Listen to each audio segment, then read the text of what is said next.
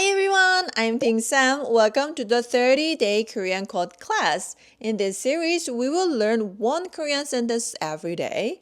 Some are easy, some are a little harder, but all of them are beautiful and useful. You can memorize 20 sentences in a month. Each sentence comes from a famous quote.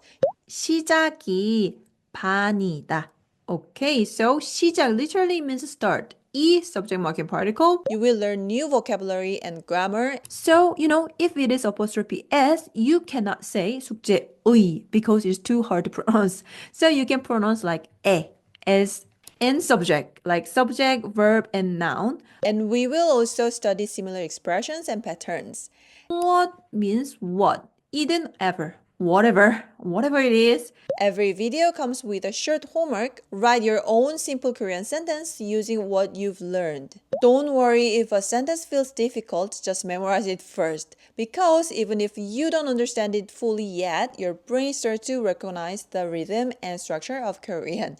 Trust me, it works. You agree? 동의해요? EU means reason. Please write it down the reason. Which means why or why not. 시작이 half. 반이다. 시작이 반이다. And you can memorize 20 sentences in a month.